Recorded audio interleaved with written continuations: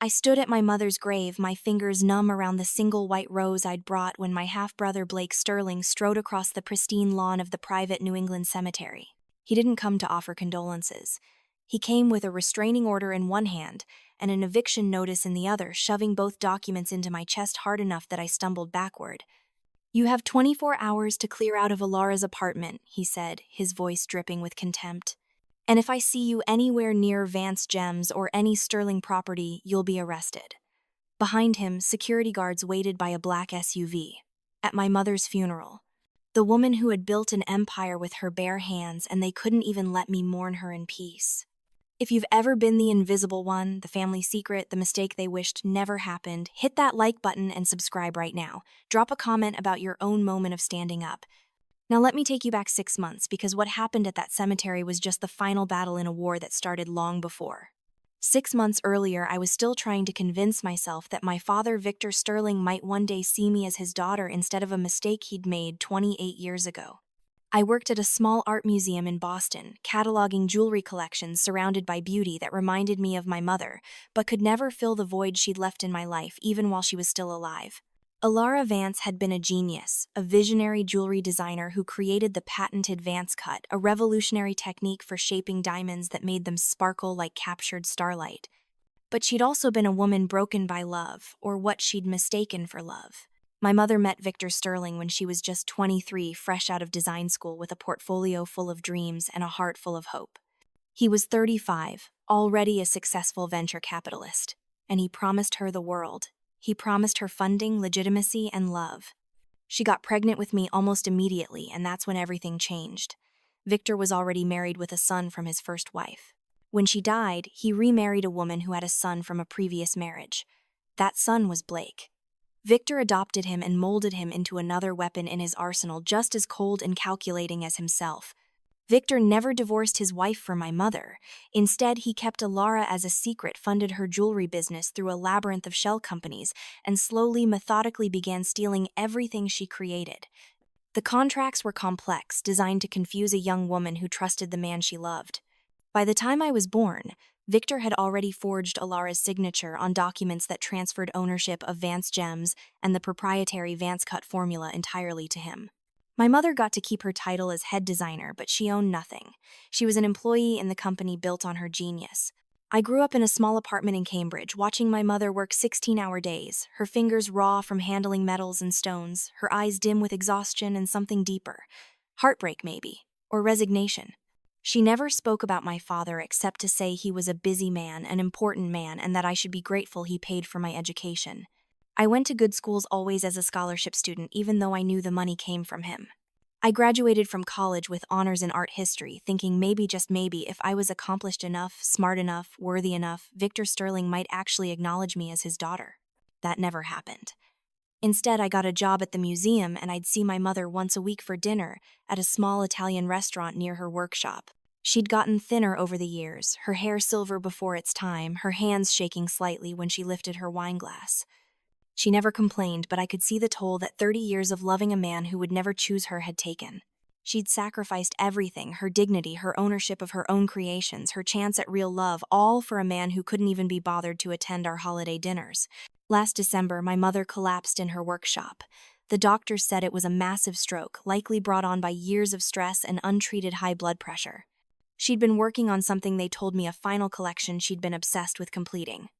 They found her surrounded by sketches and a piece she called the Light Requiem, a jewelry set so intricate and beautiful that even the paramedics had stopped to stare at the designs pinned to her walls. She died 3 days later without regaining consciousness.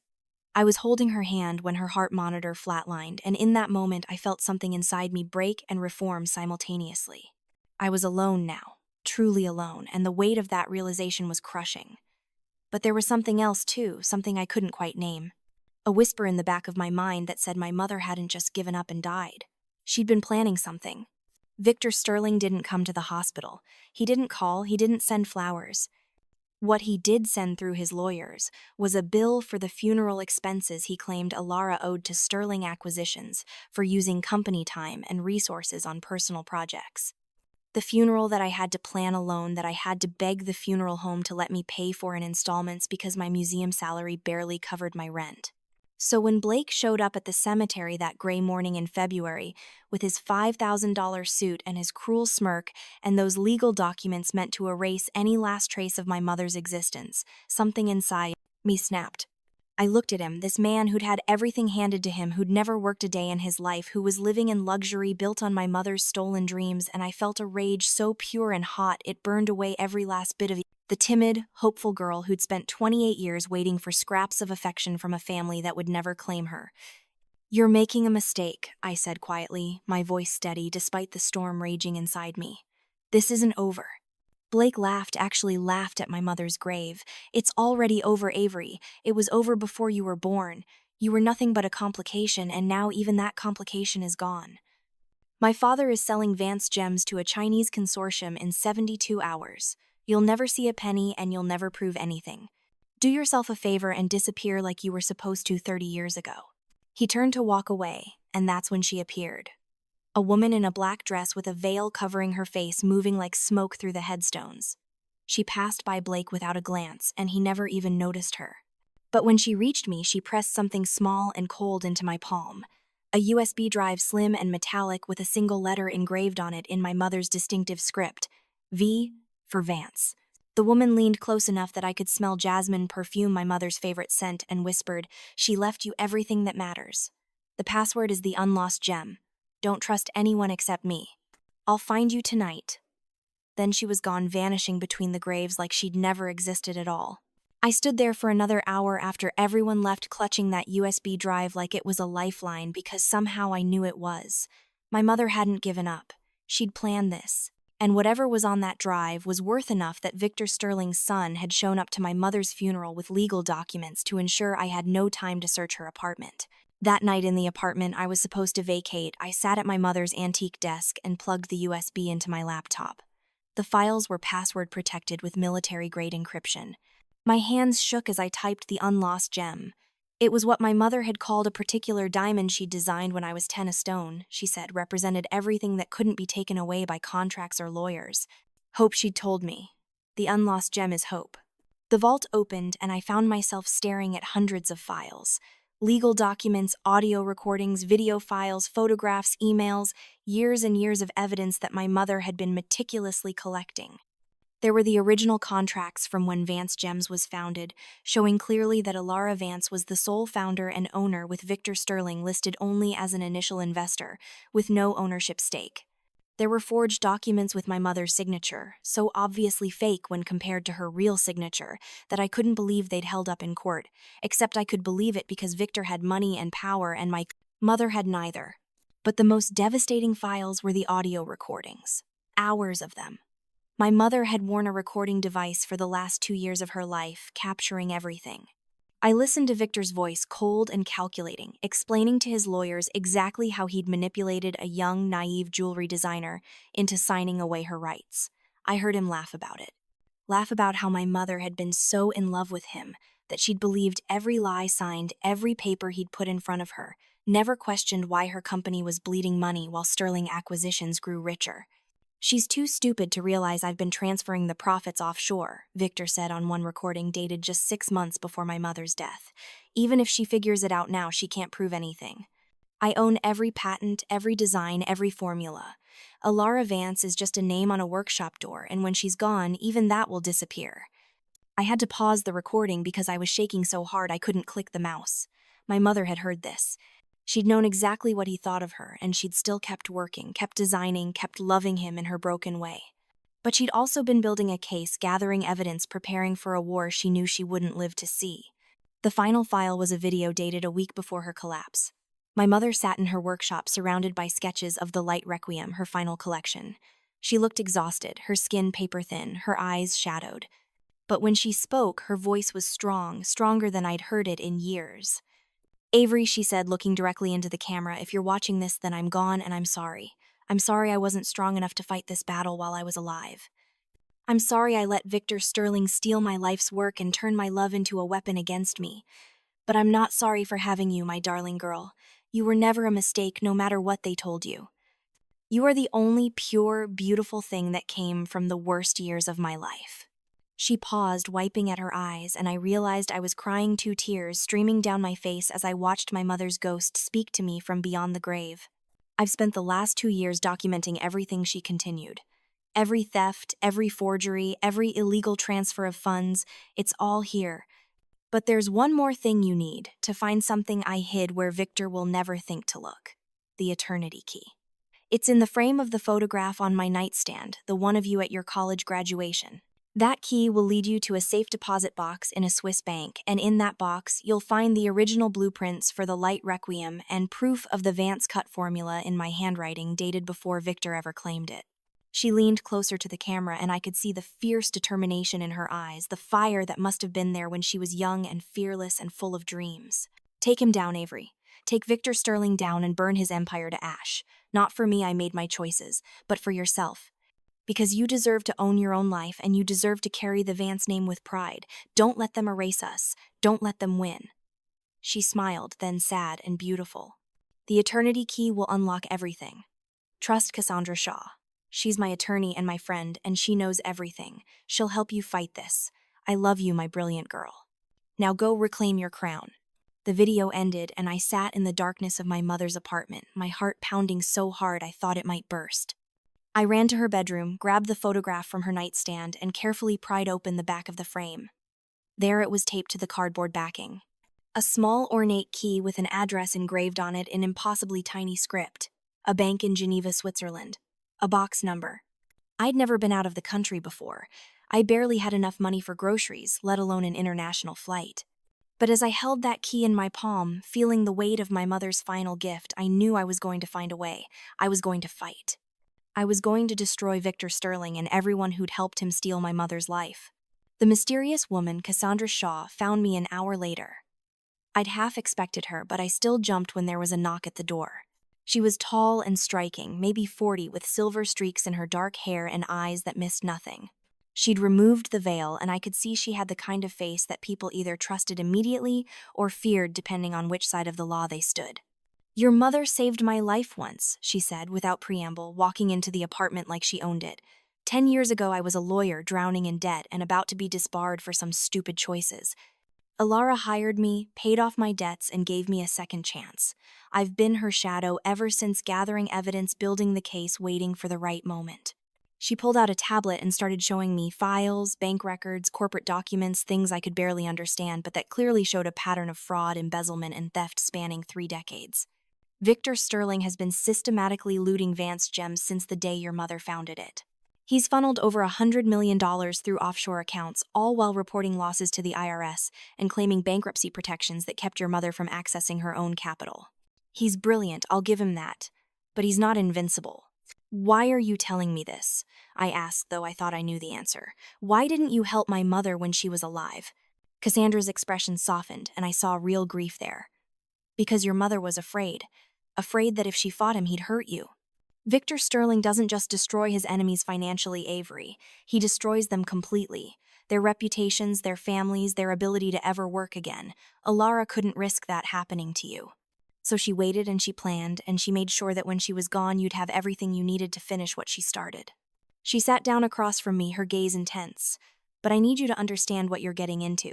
Victor is about to sell Vance gems to a Chinese manufacturing consortium for $500 million.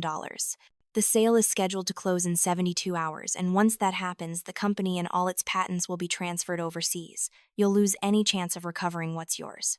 If we're going to stop this, we need to move now, tonight, and we need to be willing to play dirty." "How dirty?" I asked, and I barely recognized my own voice. It was hard, cold, nothing like the soft-spoken museum curator I'd been that morning. Cassandra smiled, and it wasn't a nice smile. It was the smile of a predator who'd finally been given permission to hunt.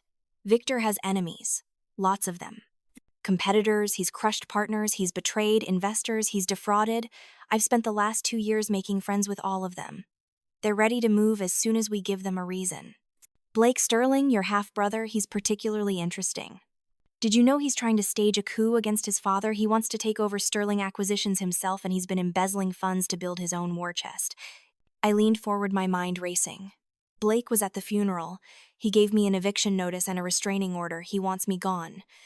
"Of course he does," Cassandra said. "You're a threat to his inheritance. If anyone finds out Victor has an illegitimate daughter, it complicates the succession, raises questions about hidden assets, makes everything messy. Blake doesn't want messy. He wants clean, quick, and complete control. She paused, studying my face. But here's the thing, Avery. Blake is also an idiot. He's arrogant, impulsive, and he underestimates women. We can use that.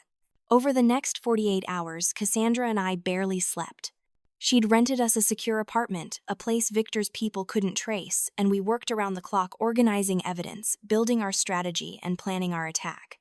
Cassandra taught me things I'd never imagined, knowing how to encrypt communications, how to access sealed court records, how to plant information with journalists without leaving a trail, how to think like a strategist instead of a victim. She also told me about my mother's final project, the Light Requiem. It wasn't just a jewelry collection.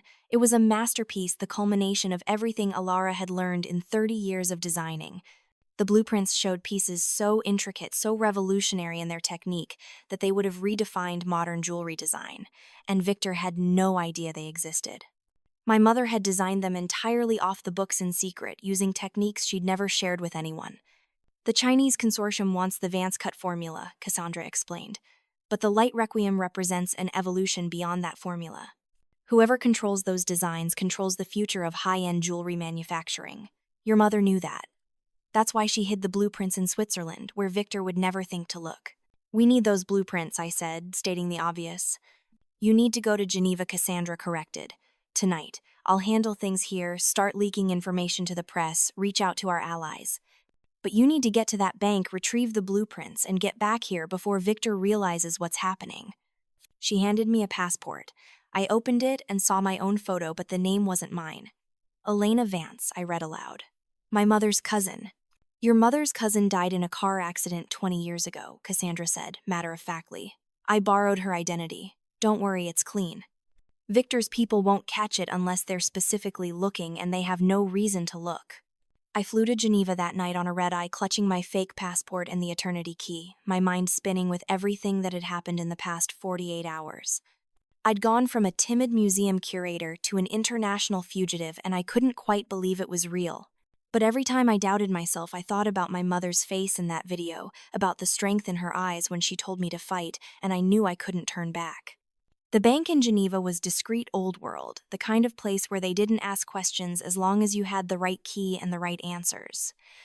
I presented my credentials, spoke the passphrases Cassandra had given me, and within 15 minutes I was alone in a private viewing room with my mother's safe deposit box. Inside was a leather portfolio, and when I opened it I gasped.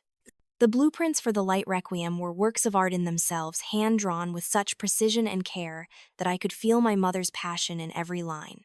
There were also photographs of the partially completed pieces, and they were breathtaking light, captured and transformed into something almost alive. Necklaces that seemed to breathe, earrings that moved like water, a crown, an actual crown made of diamonds and platinum, designed with such delicate complexity that it looked like it was woven from moonbeams. But there was more.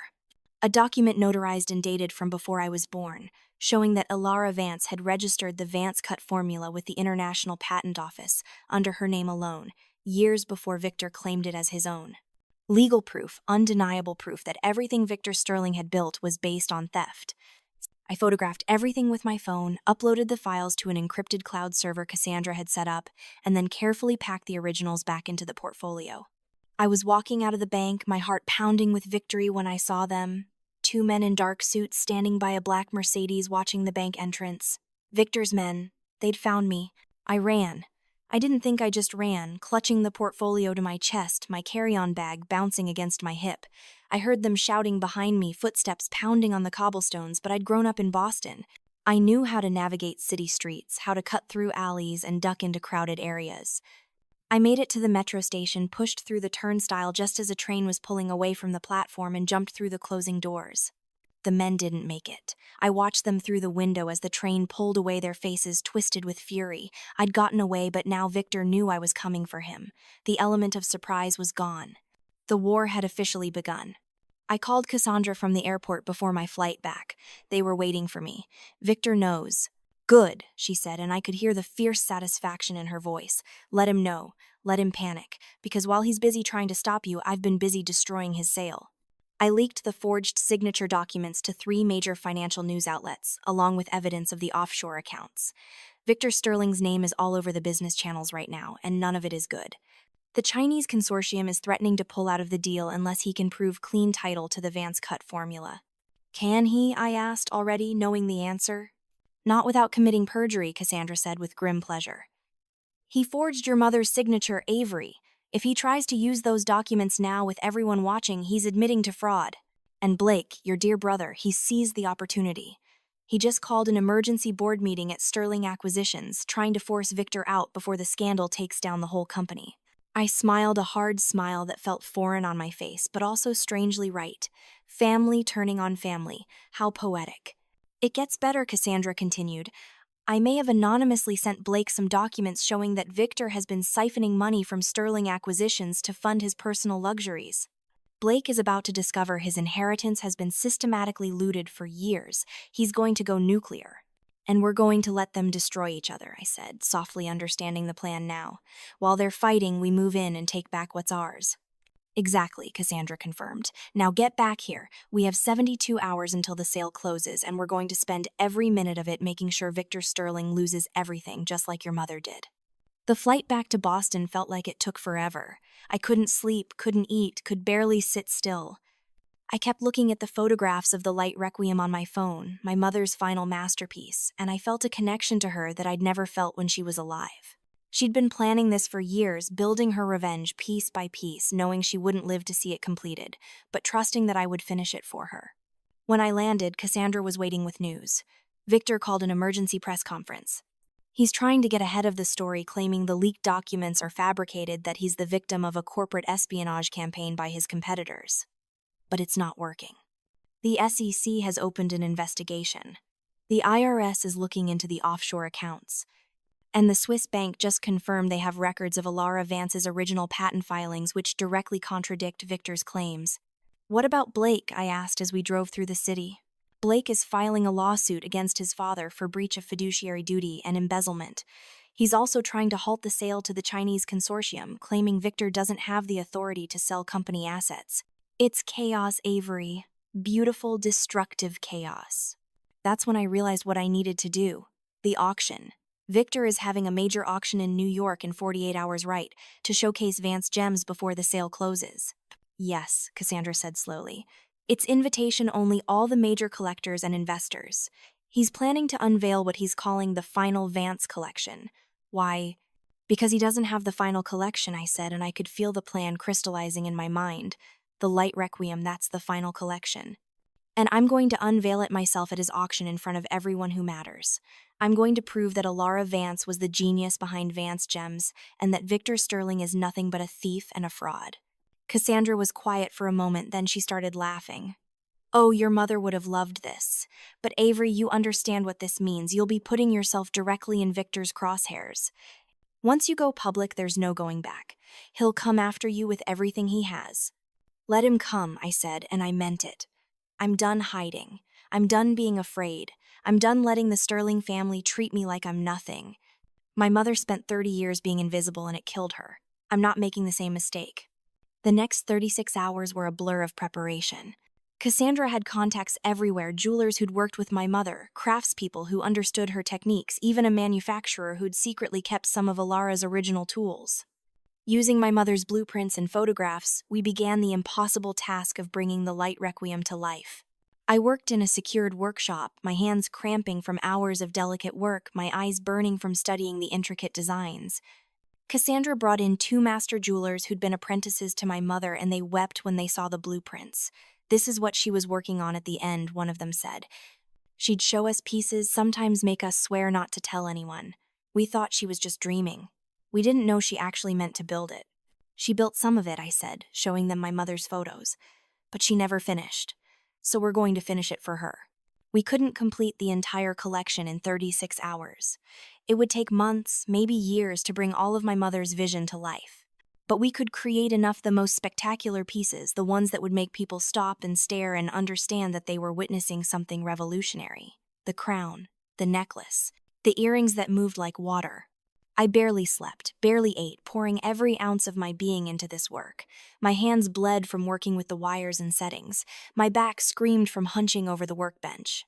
But every time I wanted to stop, I thought about my mother's hands raw and bleeding from the same work, creating beauty for a man who'd stolen everything from her. I thought about her sitting in her workshop recording those audio files, building her case in secret, never giving up even when she must have known she was dying. Cassandra worked a different front, using her network of contacts to plant stories about the auction building anticipation, making sure every major player in the jewelry world knew something extraordinary was about to happen. She also leaked carefully selected documents to Blake's legal team, fueling his war against Victor. And she made sure Victor's security knew there were threats against the auction, forcing him to hire additional guards, creating confusion and chaos that we could exploit. The morning of the auction, Cassandra and I stood in our hotel room in Manhattan, staring at the completed pieces of the Light Requiem. Even incomplete, even without the full set my mother had envisioned, what we'd created was stunning. The crown sat on a velvet stand, its delicate platinum frame woven with diamonds that caught the light and threw rainbows across the walls. The necklace was a waterfall of stones, each one cut using the true Vance technique, the one my mother had invented and Victor had stolen. The earrings were poetry in metal and gems. "Are you ready for this?" Cassandra asked me. "Once you walk into that auction, everything changes. You won't just be Avery Quinn anymore. You'll be Alara Vance's daughter, the woman who brought down Victor Sterling." I looked at myself in the mirror. I dressed carefully in a simple black dress that my mother had made for my college graduation, one of the few pieces of her work I owned. I'd styled my hair the way she used to wear, hers pulled back in a simple knot. I wore no jewelry except for one piece, a small pendant with the initials EM intertwined, Alara's personal mark, the only thing she'd left me before she died. "I'm ready," I said, and I was. I'd spent 28 years being nobody, being invisible, being the shameful secret that Victor Sterling kept hidden. But I wasn't that girl anymore. My mother had given me the tools to fight, and Cassandra had taught me how to use them. Now it was time to set Victor Sterling's world on fire. The auction was being held at a luxury hotel in Midtown, one of those old grand establishments where everything spoke of money and power. Security was tight, but Cassandra had already arranged our entrance through a service corridor, bypassing the main screening. We carried the jewelry in specially designed cases, nondescript black boxes that looked like they contained camera equipment. The auction hall itself was breathtaking, all marble and crystal chandeliers and perfectly dressed people dripping with wealth. I spotted Victor immediately. He stood on the main stage, impeccable in a custom suit, his silver hair styled perfectly, his face showing none of the stress he must have been feeling. He was introducing the auction, talking about Vance Gem's legacy, about the revolutionary designs that had made the brand famous, and I felt rage bubble up in my throat because he was talking about my mother's work, her genius, life as if he had any right to claim it. Blake was in the audience. I saw him sitting in the front row, his posture rigid with tension. He looked terrible, actually dark circles under his eyes, his suit rumpled. The corporate war between him and Victor was taking its toll. Good. Let them both suffer. Cassandra squeezed my hand. "The projection system is ready. I've got access to the main screen and the audio system. On your signal." I waited until Victor finished his opening remarks, and the first item was brought out for bidding. It was a necklace, one of my mother's early designs, beautiful but not exceptional. The bidding was spirited but not enthusiastic. Victor looked disappointed. The scandal had damaged his reputation more than he'd expected. People were hesitant to buy from a man under SEC investigation. That's when I nodded to Cassandra, and she triggered our plan. The lights in the auction hall dimmed suddenly, and there was a collective gasp from the audience. The large screen behind Victor flickered to life, and my mother's face appeared from the video she'd recorded in her workshop. "My name is Alara Vance." Her voice rang out through the auction hall, clear and strong, "and Victor Sterling stole my life's work." The video played, carefully edited by Cassandra to show the most damning moments. My mother explaining how she'd founded Vance Gems, how Victor had promised to be her partner but had systematically stolen everything. The forged signatures, the offshore accounts. And then the audio recordings, Victor's own voice admitting to fraud, laughing about how easy it had been to manipulate a woman in love. The audience was in an uproar. Victor tried to stop the video, shouting for security to shut down the projection system, but Cassandra had locked the controls remotely. The video continued, playing out my mother's entire story, 30 years of theft and betrayal condensed into 5 devastating minutes. And then, when the video ended, I walked onto the stage. I'd timed it perfectly, emerging from the wings just as the lights came back up, carrying the crown from the light requiem in my hands. The room went dead silent. Every eye was on me, on the crown, on the way the diamonds caught the light and seemed to pulse with an inner fire. I walked to the podium, set the crown down gently, and then I spoke into the microphone, my voice steady and clear. "My name is Avery Quinn," I said. "I am Alara Vance's daughter, and I am here to reclaim what Victor Sterling stole from my mother and from me." Victor's face had gone purple with rage. "Security," he shouted. "Remove this woman immediately, she's trespassing." But the security guards didn't move. They were too busy staring at the crown, at me, at the unfolding drama. And in the front row, Blake Sterling had stood up, his phone in his hand, recording everything. "This," I said, gesturing to the crown, "is part of the Light Requiem, my mother's final collection. The collection Victor Sterling claimed didn't exist because he never knew about it. Because she hid it from him, knowing he would steal it like he stole everything else." I pulled out a folder of documents, the ones from the Swiss bank. "I have proof that Alara Vance registered the Vance cut formula under her name alone, years before Victor claimed it. I have proof that he forged her signature on dozens of documents. I have audio recordings of him admitting to fraud, and I have the original blueprints for designs he claims are his." I looked directly at Victor then, and I smiled. "You wanted to sell Vance gems. You wanted to auction off my mother's legacy. Well, I'm here to tell you that you never owned any of it. Not the designs, not the formula, not the company. You're a thief, Victor Sterling, and everyone here now knows it." That's when Blake made his move. He walked onto the stage, still filming with his phone, and stood next to me. I tensed, expecting him to attack, but instead he turned to face his father. "You stole from her," Blake said to Victor, his voice shaking with rage. "Just like you stole from me.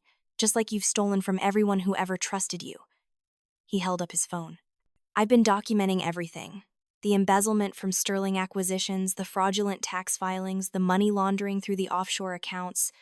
I was going to use it to take over the company, but you know what? I'd rather just see you burn." He turned to the audience, his face twisted with years of suppressed anger. "My father is a fraud. Everything he's built is based on theft and lies. And I'm done being part of it." The auction hall erupted into chaos. People were shouting, phones were out recording, everything. Journalists who'd been invited to cover the auction were frantically typing on their laptops. Victor tried to leave the stage, but Cassandra had anticipated that too. She'd called the FBI, and they were waiting in the wings with agents from the SEC and the IRS. I watched as federal agents walked onto the stage, their badges out their faces, professional and cold. Victor Sterling, one of them, said, "You're under arrest for fraud, embezzlement, tax evasion, and forgery." Victor Sterling, the man who'd thought he was invincible, the man who'd stolen my mother's dreams and broken her heart, was handcuffed in front of hundreds of witnesses, in front of cameras broadcasting live to news outlets around the world. He looked at me as the agents led him away, and I saw something in his eyes I'd never seen before. Fear. "You're nothing," he snarled at me. "You'll never be anything. You're a mistake, a complication, a waste of space, just like your mother." I picked up the crown from the Light Requiem, held it up so it caught the light, so everyone could see the brilliance of my mother's genius. "No," I said quietly. "I'm Alara Vance's daughter, and I'm taking back everything you stole." The aftermath was a media frenzy. The story was everywhere, on every news channel, every website, every social media platform. The poor artist's daughter who'd brought down a corrupt empire, the hidden jewelry collection worth millions, the decades of fraud finally exposed. I couldn't leave my hotel room without being mobbed by reporters. Blake disappeared. Cassandra heard through her sources that he'd fled to the Cayman Islands, trying to salvage some of the money he'd embezzled before the authorities froze all the Sterling accounts. Victor was denied bail, deemed a flight risk, and sat in a federal detention center awaiting trial. Sterling Acquisitions collapsed within a week, its stock worthless, its assets seized by federal investigators. And Vance Gems, the Chinese consortium, pulled out of the sale immediately, but there were a dozen other offers within days, all of them wanting to buy the company, to own the rights to the Vance cut formula and the Light Requiem designs. But I turned them all down, because I didn't want to sell my mother's legacy. I wanted to rebuild it. Cassandra and I spent the next year fighting legal battles, proving my ownership of the Vance cut formula and my mother's designs, reclaiming the company from the wreckage of Victor's fraud. We won every case. The evidence was too strong, too clear, too undeniable. By the time the courts were done, I owned Vance Gems outright, plus damages from Victor's estate that amounted to over $200 million. I used that money to do what my mother would have wanted. I hired back the craftspeople who'd been laid off when Victor was looting the company, the ones who'd actually worked with my mother, who understood her vision. I completed the Light Requiem collection, every piece exactly as she designed it. And I opened a new flagship store in Manhattan in a beautiful old building with high ceilings and natural light that made the jewelry sparkle like starlight. We called it Vance Gems Reborn. Not Sterling Acquisitions, not Victor's legacy. Alara Vance's legacy acknowledged, celebrated, and continued by her daughter. I also established the Alara Vance Foundation, a scholarship and training program for young women who wanted to become jewelry designers and craftspeople. Because my mother had been alone, unsupported, vulnerable to a predator like Victor Sterling, because she had no one to protect her, no network to fall back on. I wanted to make sure the next generation of women artists had what she'd lacked. 1 year to the day after my mother's funeral, I stood in the Vance Gems Reborn showroom, looking at the completed Light Requiem collection displayed in a specially designed case. The crown sat at the center, surrounded by necklaces, bracelets, earrings, rings, each piece a testament to my mother's genius. It was the most beautiful thing I'd ever seen, and it was finally where it belonged, acknowledged as Alara Vance's masterpiece. Cassandra stood beside me now, my chief operating officer and legal counsel, the woman who'd helped me win this war. "Your mother would be proud," she said quietly. I touched the pendant at my throat, the EM mark my mother had given me. "I hope so," I said. I spent so long trying to earn my father's love, trying to be good enough for a man who would never see me as anything but a mistake. But I don't need his validation anymore. I don't need his acknowledgement. I have my mother's legacy, her crown, her name, and I'm going to make sure the world never forgets Alara Vance. I turned to Cassandra with a smile. "You know what the best part is? Victor sits in a prison cell, and every day he has to see news articles about Vance Gems Reborn, about how successful we are, about how the jewelry world is calling my mother a visionary. He has to live with the knowledge that he lost everything, and the daughter he despised took back everything he stole." "That's not just the best part," Cassandra said with a wry smile. "That's justice." I looked out at the Manhattan skyline through the showroom windows at the city where my mother had fought and lost so many battles, where I'd finally won the war. I thought about the girl I'd been a year ago, timid and invisible, desperate for crumbs of affection from a family that would never love her. That girl was gone. In her place was someone stronger, someone who'd learned to fight for herself, to value her own worth, to refuse to accept less than she deserved. I'd spent my whole life trying to belong to a family that didn't want me. Now I understood that I didn't need to belong to them. I belonged to myself. I was Alara Vance's daughter, the woman who'd taken down an empire and built a new one from the ashes. I was the queen of gems in my own right, wearing my mother's crown with pride. "We didn't just win," I said to Cassandra. "We became who we were always meant to be." And that, I realized, was the greatest victory of all. Not revenge, though, that was sweet. Not money, though, that was helpful. But the reclaiming of identity, the refusing to be erased, the insisting on being seen and heard and valued. My mother had spent 30 years being invisible. I would spend the rest of my life making sure we both shone bright. So here's what I want you to take away from my story. If you're in a relationship where you're constantly giving, constantly sacrificing, constantly hoping that someday you'll be enough, stop. You're already enough. The problem isn't you. It's them. And you deserve better than spending your life begging for love from people who've already shown you they're incapable of giving it. Don't wait until you're dying to fight for yourself. Don't spend decades collecting evidence of your worth, hoping someday someone will believe you.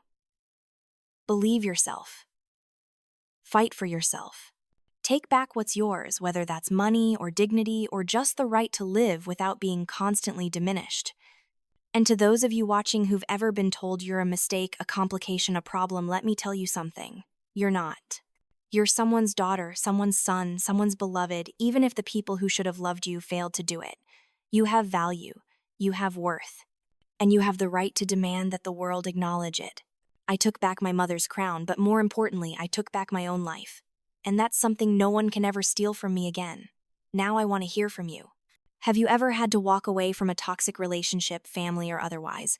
Have you ever had to fight for what was rightfully yours? Drop a comment below and tell me your story. And if this resonated with you, if you needed to hear that, it's okay to stop sacrificing yourself for people who don't appreciate it. Hit that like button and subscribe. Your support means everything and helps me keep sharing these stories. What would you have done in my situation? Would you have fought or would you have walked away? I genuinely want to know, so comment below and let's keep this conversation going.